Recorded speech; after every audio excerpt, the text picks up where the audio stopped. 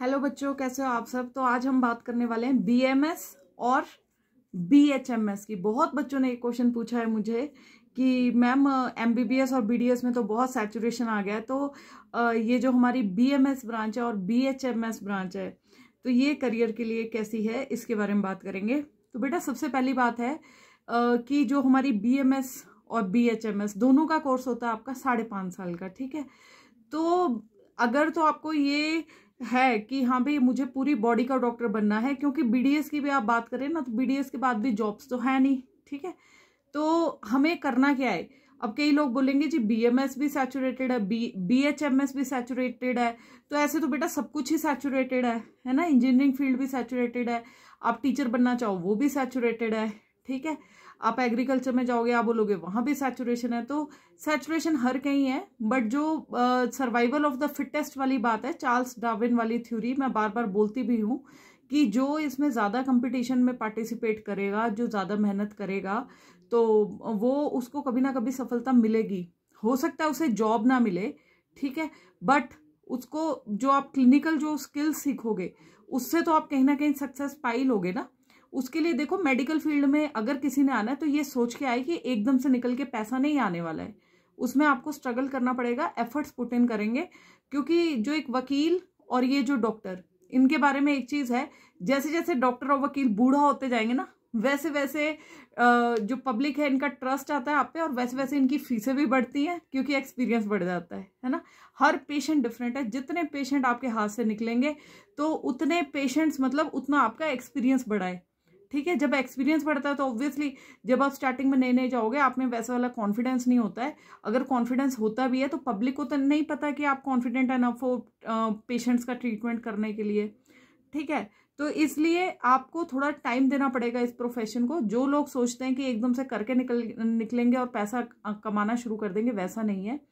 Starting के years में थोड़ा सा स्ट्रगल करना पड़ेगा आपको, चाहे एमबीबीएस है, चाहे बीडीएस है, और बीएमएस है, चाहे बीएचएमएस है। एमबीबीएस और बीडीएस की बात मैं बाकी वीडियोस में कर चुकी हूँ, इसलिए उसके बारे में बात नहीं करेंगे। Coming back to now, BMS bachelor of जो आयुर्वेदिक मेडिसिन है उसकी ये डिग्री रहती है। इसमें आपको आयुर्वेदिक पद्धतियों से आप आयुर्वेदिक ट्रीटमेंट से पेशेंट्स को कैसे ट्रीट कर सकते हैं उसके बारे में बताया जाता है। कुछ एक सर्जिकल जैसे चीजें हैं जिनका एलोपैथी में सिर्फ सर्जरी से इलाज है, उसका इलाज बीएमएस में आपका बिना सर्जरी के, जैसे पाइल से दिक्कत है बहुत ही, और साइनस फॉर्मेशन जैसे जो होता है ना, तो उसका ये लोग बहुत अच्छा करते हैं, क्षार सूट थेरेपी जिसको बोलते हैं। तो उसका इलाज आपका, मेरे भी बल्कि कई मैंने केसेस नोन में भी देखे हैं कि जो एलोपैथी में जिनको ऑपरेशन के लिए बोल दिया गया था तो आयुर्वेदा ने उनको ठीक कर दिया पाइल्स वगैरह की दिक्कत के लिए। दूसरा पॉइंट, पेशेंट क्यों जाएगा बीएमएस के पास, है ना, जब उसे एलोपैथी दवाइयों से बहुत ज़्यादा मतलब फ़ायदा नहीं हो रहा है और साइड इफ़ेक्ट्स आ रहे हैं, और जब उसे ऑपरेट के लिए बोल देता है तब फिर वो एक थोड़ा सा बीएमएस की तरफ इंक्लिनेशन दिखाता है। अभी से पहले क्या था, देखो बीएमएस के इसमें क्या है कि सिनेरियो ना बड़ा चेंज होता रहा है, ठीक है। एक लेवल आया था कि जब बीएमएस पिछले बैक फ्रंट पे चला गया था और एमबीबीएस एकदम से फोर फ्रंट पे आ गया था। बट अब ये चीजें क्यों हुई, कैसे बीएमएस में सैचुरेशन आया, ये आपको जानना जरूरी है। क्यों हुआ था ऐसा, क्योंकि यही आपको ना अभी आइडिया देगा कि कैसे बीएमएस इंडस्ट्री बूम करने वाली है और बीएचएमएस भी बूम एक देखने को मिलेगा। क्योंकि देखिए पहले जो एमबीबीएस कॉलेजेस थे वो थे लिमिटेड, और बीएमएस की जो कॉलेज थे वो भी लिमिटेड थे। लेकिन क्या हुआ कि बीएमएस ना लोग साउथ से भी करने आने लग गए, मतलब इधर उधर कॉलेजेस में जो सेकंड चॉइस वगैरह होती थी, और अल्टीमेटली क्या हुआ कि एलोपैथी की तरफ ना पब्लिक अट्रैक्ट होने लग गई कि एकदम से इंस्टेंट फायदा मिलता है, ठीक है। तो उस टाइम हमारा एमबीबीएस की तरफ को लोगों का रुझान बढ़ गया, पेशेंट्स का भी रुझान बढ़ गया कि हमें आपको एकदम से इंस्टेंट रिलीफ चाहिए। बट अभी क्या है, अभी जो सोशल मीडिया का ज़माना है, इसमें यूट्यूब में और जो बाकी सोशल मीडिया प्लेटफॉर्म्स हैं, इसमें इतना ज़्यादा अवेयरनेस आ गया कि people have now started realising. और दूसरी क्या है कि एडवर्टीजमेंट, अब जो बीएमएस वाले हैं वो भी कई लोग इतने ज़्यादा फेमस हो गए हैं, अब कईयों ने तो अपने बड़े बड़े हॉस्पिटल्स खोल लिए हैं, तो वो इस चीज़ को बढ़ावा दे रहे हैं। तो जो बड़े बड़े उद्योगपति, बड़े बड़े इंडस्ट्रियलिस्ट और बड़े बड़े जो ये हमारे बीएमएस आयुर्वेदाचार्य, इन्होंने जब बड़े हॉस्पिटल्स खोले हैं, जब वहां पे ये एडवर्टीजमेंट कर रहे हैं ना कि बीएमएस से फायदा होता है, तो बेटा जो भी बीएमएस करके आएगा ना तो लोग सबसे पहले लोकल की तरफ को जाएंगे, उसके बाद बड़े हॉस्पिटल्स में जाएंगे। तो अब यहाँ पे आपका भी एक रोल आ जाता है कि अगर आप BMS करके निकलते हो तो आपको उस चीज को कैसे पब्लिसाइज करना है। ठीक है, आज का जमाना पब्लिसिटी का है, आप जितना उसको एडवर्टीज करोगे तो उतना आप सक्सेसफुल रहोगे। एक चीज और जो इसमें, मैं BMS हो चाहे BHMS हो, आपको एक चीज बता दूं, अपना ना यूट्यूब चैनल खोल लेना जब भी कॉलेज में जाते हो फर्स्ट ईयर में आपने ना, क्योंकि ऐसा नहीं है कि सक्सेस आपको एकदम से मिल जाएगी। किसी भी फील्ड में जाओगे, अब आप देखोगे हर बंदे ने अपना यूट्यूब चैनल खोला है। देखो, मेहनत करनी पड़ेगी। मैं आप सर्विस में हूँ, फिर भी मेरा एक पैशन है मेरा, बल्कि हालांकि इससे पैसा कमाने का फिलहाल नहीं है, बट मेरे को अच्छा लगता है आप लोगों के साथ इंटरेक्ट करना। तो मैं आपको बता रही हूँ कि अब मेरा जो ग्रोथ है, तो मैं उसमें देखती हूँ कि आप लोगों को ना चीज़ें सीखनी चाहिए। जो MBBS स्टूडेंट्स हैं या कई वेटरनरी स्टूडेंट्स हैं, या एक दो मैंने BDS भी देखे, तो एक दो मैंने ऐसे देखा कि जो घर में एक MBBS है एक BDS है, तो मतलब मैं इस चीज़ को स्टडी कर रही थी। तो इसमें यह है कि अगर आप यूट्यूब चैनल जाते ही कॉलेज में खोलोगे, एकदम से कुछ नहीं होने वाला, but when you will put in efforts of 4 to 5 years ना, you will get the results. ठीक है, तो ये मैं आपको ये बोल रही हूँ, ये नहीं करना कि पढ़ाई छोड़ के इसी में, हाँ ठीक है, एंटरटेनमेंट के लिए अपना एक्सप्लोर करो कि चीज़ें कैसे काम करती हैं, क्योंकि अगर आप इसमें भी हार्ड वर्क करो वो तो कभी वेस्ट नहीं ना जाएगा। ये मेरी एक सजेशन है। ठीक है, इसके अलावा आ जाते हैं दोबारा कोर्स की बात पे। तो BMS में मैं जॉब्स की बात करूँ, एज कम्पेयर टू BHMS थोड़ी सी जॉब्स ज़्यादा रहेंगी। और अभी गवर्नमेंट ऑफ इंडिया भी आयुष मंत्रालय को बहुत ज़्यादा बढ़ावा दे रहा है। तो एक दो प्रोजेक्ट्स हैं जो एम्स में दिल्ली में भी चल रहे हैं, जिसमें एलोपैथी और आयुर्वेदा की कंबाइंड रिसर्च हो रही है। तो ये चीज़ें हैं कि BMS, जिन बंदों को डर लगता है इन चीज़ों से कि हाँ भाई हमें साइड इफेक्ट्स बहुत ज़्यादा हो रहे हैं, और जैसे गैस्ट्रिक की एक दवाइयाँ आपकी जो आयुर्वेदा में आती है बहुत, दे आर वेरी इफेक्टिव। ठीक है, तो जो लोग जाते हैं आयुर्वेदा की तरफ वो जाते हैं, ऐसी कोई बात नहीं है। और बस ये है कि गवर्नमेंट जॉब के ऐसे नहीं बैठे रहना कि आस में, है ना। और जो इसके आगे आपकी स्पेशलाइजेशंस होती हैं, स्पेशलाइजेशंस में भी आपकी हर ब्रांच है।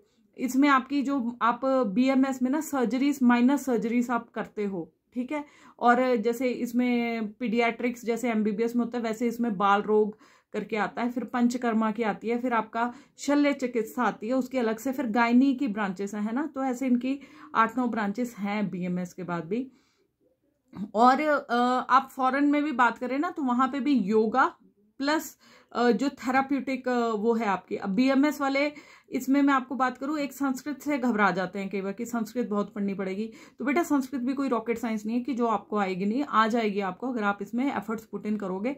थोड़ा सा वर्क करना पड़ेगा अपने स्किल्स पे, बाकी कुछ नहीं है। बाकी डिक्शनरीज ले लेना, क्योंकि इसमें जो मेन हमारा ये था, तो इसमें जो आपके मेन श्लोक्स वगैरह होते हैं ना, वो उसका आपको क्रक्स समझना है। जरूरी थोड़े ना कि प्रैक्टिस में आके वही करना है आपको। अब आप मॉडर्न जनरेशन है, आप थोड़े मॉडर्नाइज हो जाओ, आपने पढ़ ली वो चीज, ठीक है, then you translate it into English and then आप उसको पब्लिसाइज करो। ये मेरा अपनी तरफ से आपको एक वो है, क्योंकि पब्लिक को ना थोड़ा सा आजकल वही है कि जो चमकता है वो बिकता है। ठीक है, तो ये मैं आपको एक बता रही हूँ कि जो मार्केटिंग का क्या फंडा रहता है। ठीक है, तो इसके बाद हम आ जाते हैं आपके BHMS पे। ठीक है, BHMS अब आपका होम्योपैथी मेडिसिन है। इसमें आप सर्जरी नहीं करोगे कोई, आपका जो पीरियड रहता है 5.5 साल का रहता है। डिस्ट्रिक्ट में सिर्फ एक ही पोस्ट रहती है अभी फिलहाल होम्योपैथी की, बट होम्योपैथी और जर्मनी का सिस्टम है, ये इंडिया का सिस्टम नहीं है। तो एक जर्मन मैन थे हैंडमैन करके, who is called as father of homeopathy.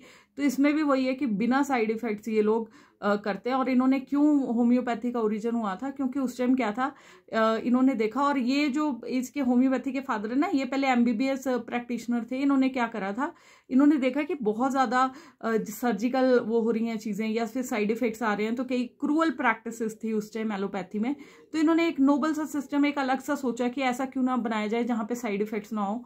और इन्होंने जो होम्योपैथी सिस्टम है, इसमें बायोकेमिकल रिएक्शंस जो हमारी बॉडी में, ये मानते हैं कि हमारी बॉडी कुछ तत्वों से बनी है, तो उन्हीं को हमें ठीक करना होता है और बॉडी ठीक हो जाती है। ठीक है, तो बेटा पहले तो आपका ट्रस्ट होना चाहिए जिस भी फील्ड में आप जाते हो, है ना। ये नहीं फिर मानना है कि दुनिया चाहे कुछ भी कहे, आपको तो अपना बेस्ट देना है ना उस फील्ड में, तभी आप कुछ कर पाओगे। अगर ये पहले से ही सोच के बैठ जाओ कि कुछ नहीं है कुछ नहीं है, फिर तो वैसे ही कुछ नहीं होना होता। और दूसरा है कि अगर आपको डॉक्टर प्रीफिक्स से इतना प्यार है तो ठीक है, फिर आपको BMS भी ठीक है, BHMS भी ठीक है, क्योंकि अभी BMS MBBS में भी बहुत ज़्यादा सैचुरेशन आने वाला है। और वो इसी वजह से आने वाला है क्योंकि कॉलेजेस, नंबर ऑफ कॉलेजेस बहुत ज़्यादा खुल गए हैं।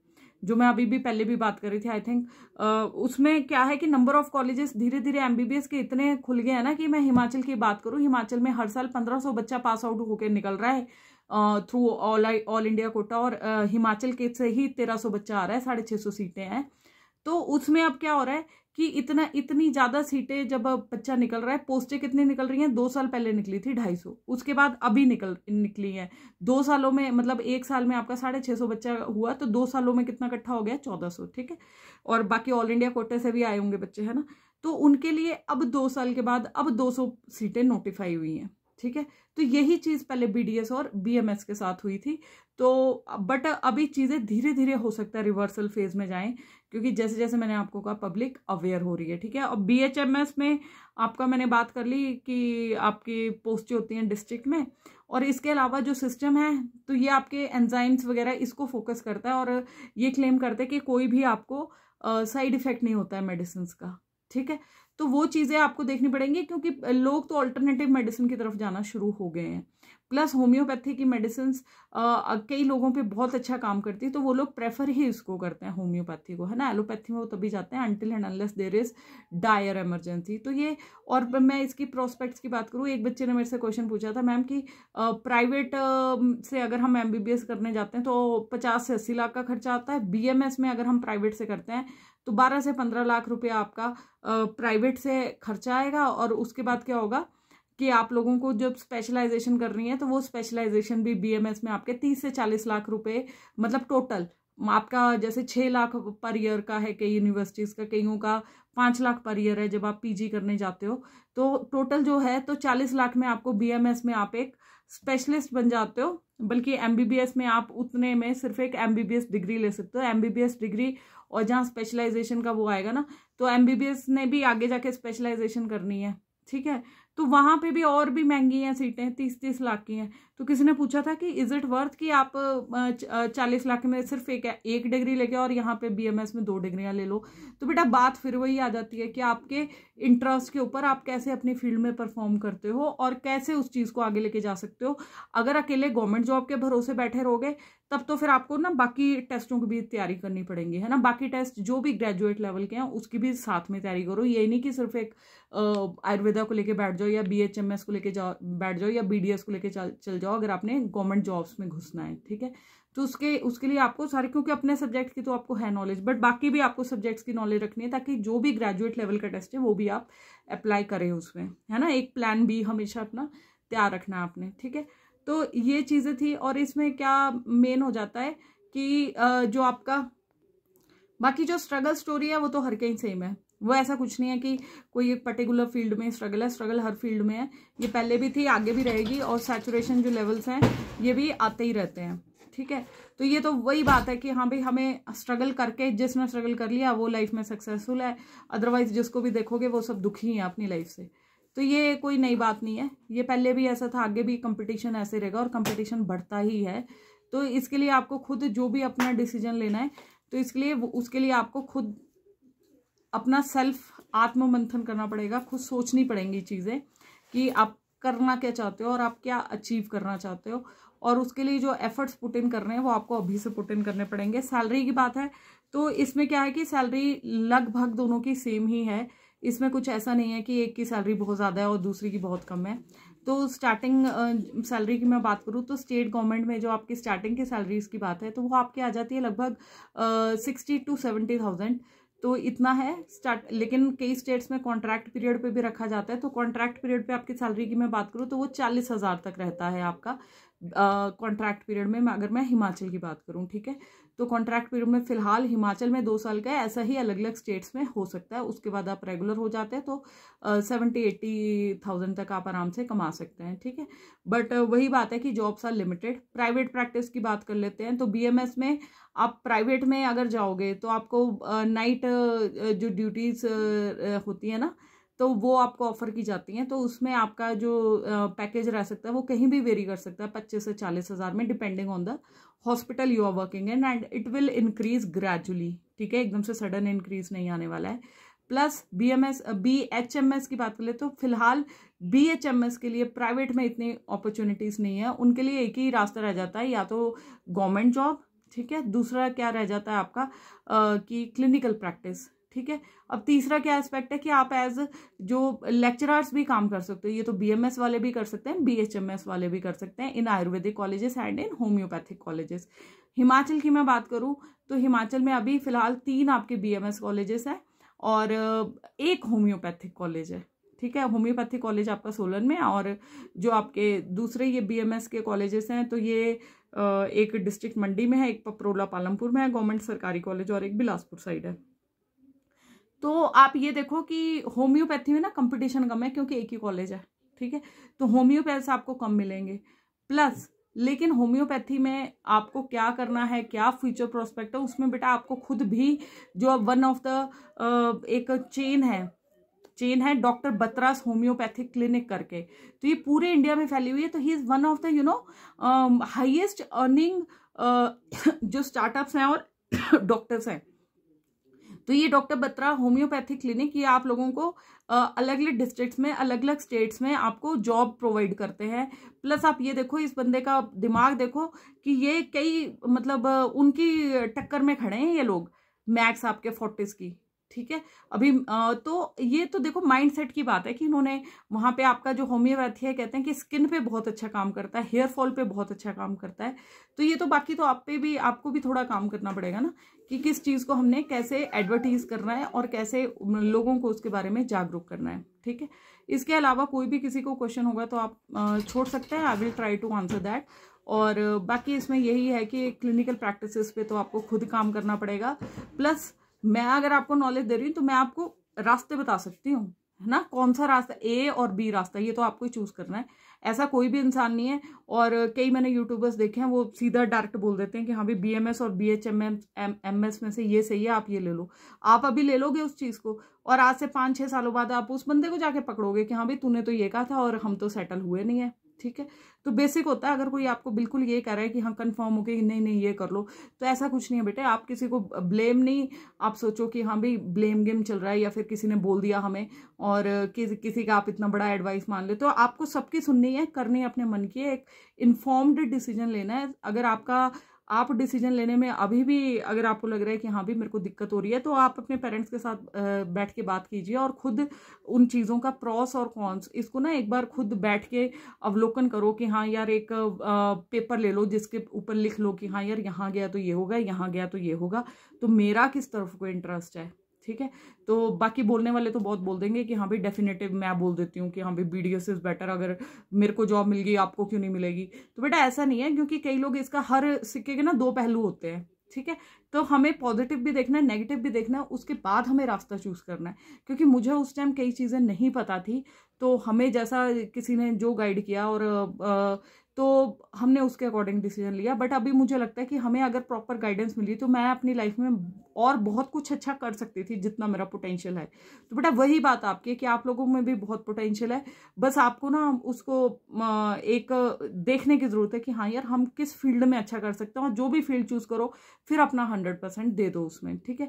कभी भी हिम्मत नहीं हारनी है, क्योंकि ये जिंदगी का मतलब नाम ही वो है कि लड़ते जाओ एक जंग की तरह है, ठीक है। कोशिश करने वालों की कभी हार नहीं होती, बस बात वो है कि आपको कोशिश करते रहना है। मैंने भी बहुत कोशिशें की हैं, फेलियर्स हैं, अभी भी लाइफ में बहुत सारी चीज़ें चल रही होती हैं, बट ठीक है, इट्स नॉर्मल। क्योंकि लाइन ऐसे ऐसे कभी ऊपर जाएगी, कभी नीचे आएगी, कभी ऊपर जाएगी, तभी तो ईसीजी में ऐसा दिखता है ना। अगर ऐसी फ्लैट लाइन आ गई इसका मतलब क्या है, इसका मतलब एंड ऑफ जर्नी, ठीक है। तो मुझे ऐसा लगता है कि लाइफ ने तो आपको चीज़ें दिखानी है, it will throw lemons at you, और ये आप पे डिपेंड करता है कि आप लेमनेड बनाओगे उसका, या फिर उसको टकीला शॉट्स के साथ पियोगे, है ना, या फिर उसका अचार बना लोगे, ठीक है। क्योंकि ये लाइफ का एक सिद्धांत है और इससे बस हारना नहीं है। क्योंकि मैं तो खुद भी अब डिप्रेशन से बहुत ज़्यादा मैं गुजरी हूँ, लाइफ में बहुत सारी चीज़ें ऐसी हुई हैं कि हमें कई बार लगता है कि नहीं बस अब सब खत्म हो गया, बट ठीक है, आपको बाउंस बैक करना पड़ता है, आपको फाइट करना पड़ता है। और एक ऑलमाइटी है, किसी भी धर्म के हो, किसी भी रिलीजन के हो, बस उसके ऊपर फेथ रखो अपना कि कोई है आपको गाइड करने वाला, क्योंकि उससे ऊपर कोई पावर नहीं है जिंदगी में, ठीक है। हर हर महादेव, जय श्री राम, भगवान सबका भला करे, एंड बाकी good luck to all of you.